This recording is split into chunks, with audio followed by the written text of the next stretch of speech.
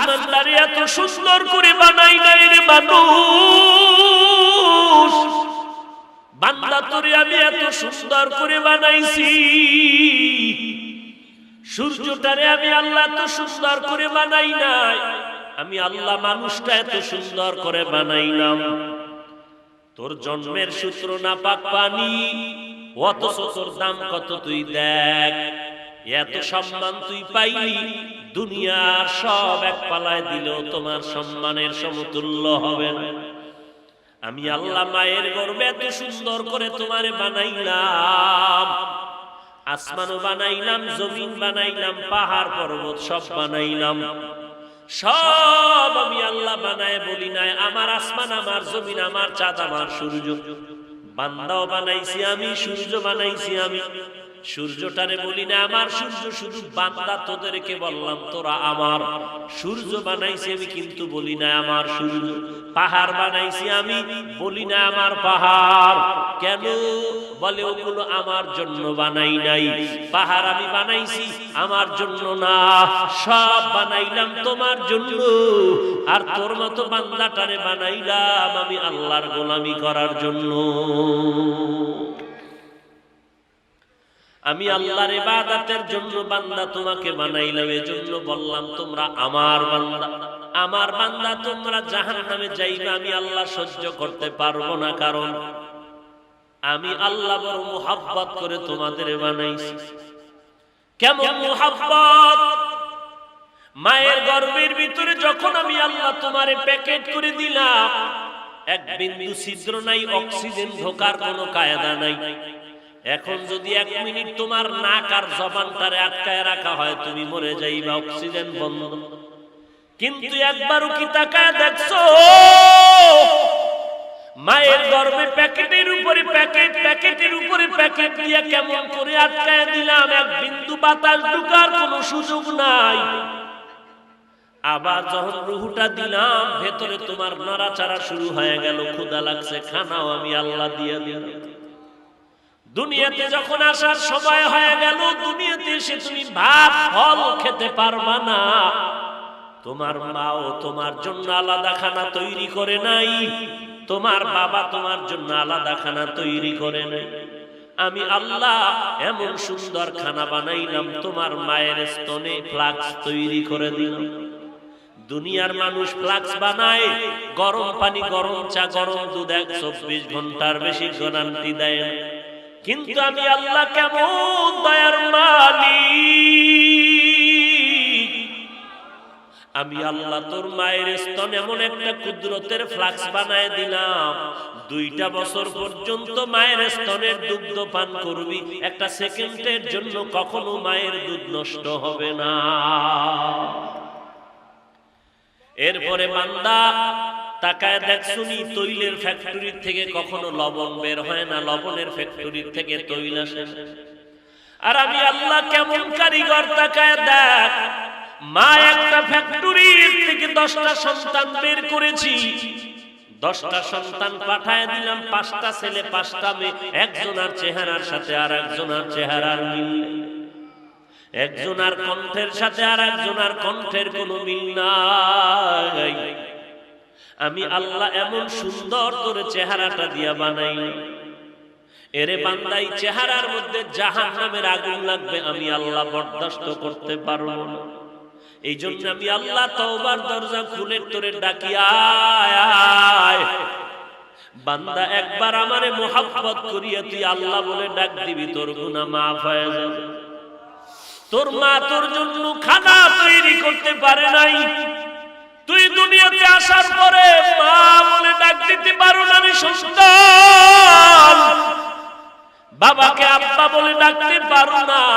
তোর একটা বুঝি শুধু কান্নার আওয়াজ, কান্না দিয়ে তোর মায়ের থেকে সব দাবি তুই আদায় করতেছ রে বাবা। কান্না দিয়ে তুই চলতেছ, বলতে পারো না মা পেটে ক্ষুধা লেগেছে, খানা দাও। বাথরুমে যাওয়া লাগবে, বাথরুমে নাও। তোর একটা বুঝি শুধু কান্নার আওয়াজ। এই কান্নার আওয়াজটা দিয়ে তুই মায়ের থেকে কি দাবি করতেছ? এইটা মায়ের ভেতরে একটা রাডার বানায় দিয়েছি, চুম্বক বানায় দিয়েছি। তোর কান্না দিয়ে তুই কখন খানা চাও, কখন বাথরুমে যেতে চাও, তোর আব্বাও বুঝে না। তোর মায়ের রাডারে ধরা পড়ে যায় তোর কান্না দ্বারা তুই কখন কি আবদার কর। বাবা কয় বাচ্চাটা কেন কাঁদে, ক্ষুধা লাগছে, মায়ের রাডারে ধরা পড়ছে, বাচ্চা ক্ষুধার জন্য কাঁদে না। মা ডাক দিয়ে কয় বাচ্চা কান্না করে শুধু ঘুমাইতে চায়, কারণ 5 মিনিট আগে খানা দিয়েছি, বাচ্চারা এখন ঘুমের আগেও কান্না করে, এটা খানার কান্না না। ওরে বান্দা তাকায় দেখ, আমার আল্লাহরে তালাশ করার জন্য আমেরিকা যাওয়া লাগবে না, আমার আল্লাহরে তালাশ করার জন্য লেবানন যাওয়া লাগবে না, জঙ্গলে যাওয়া লাগবে না। ওয়াফি আনফুসিকুম আফালা তুবসিরুন।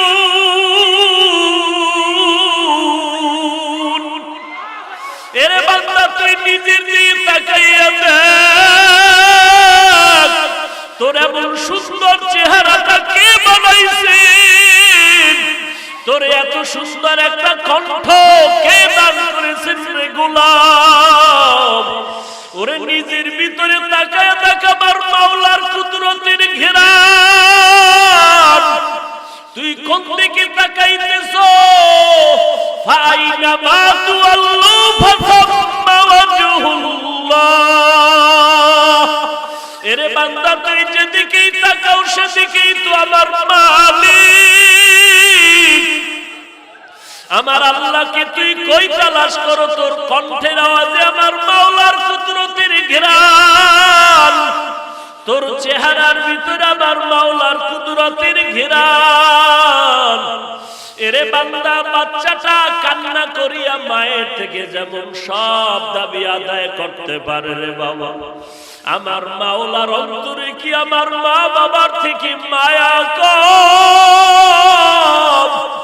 বাচ্চার কান্নায় যদি মায়ের কলিজাটা ছিঁড়িয়া যাইতে পারে, ওই কান্না যদি ধরিয়ে তুই একবার চোখের পানি ছেড়ে আমার মাওলাকে মুহাব্বতে ডাক দাও, আমার আল্লাহ কেন তোমার ডাকে সাড়া দিবে না রে বাবা?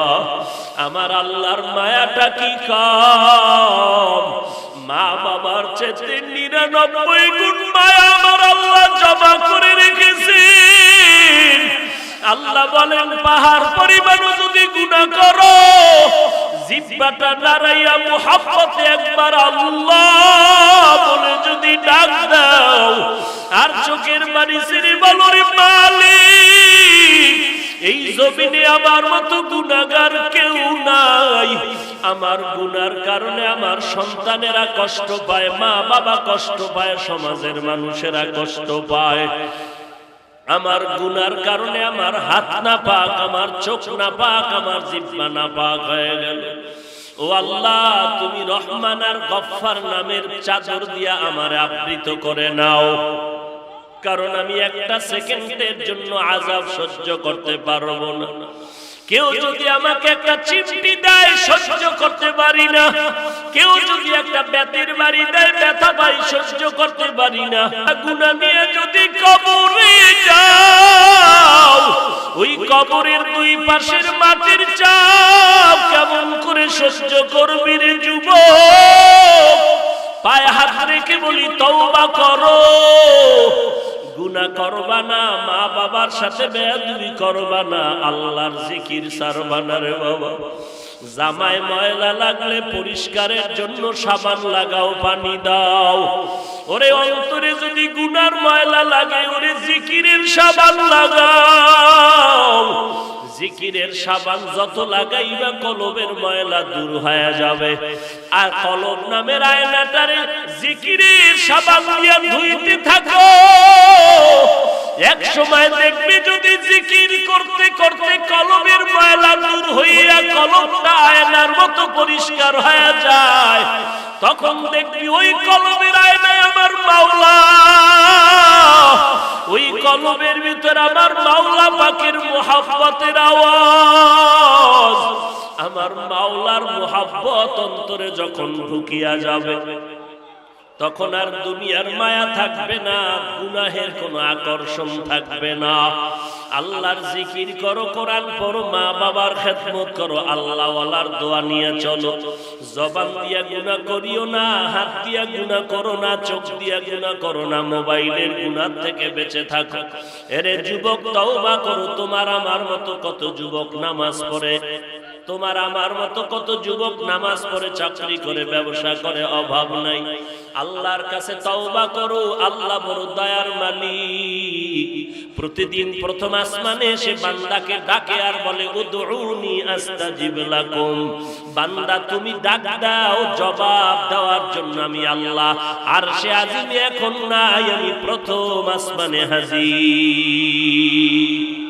ওই আল্লাহকে তুমি মুহাব্বতের নজরে যদি ডাকতে পারো, জীবনের সব গুনাহ আমার আল্লাহ মাফ করে দিবেন।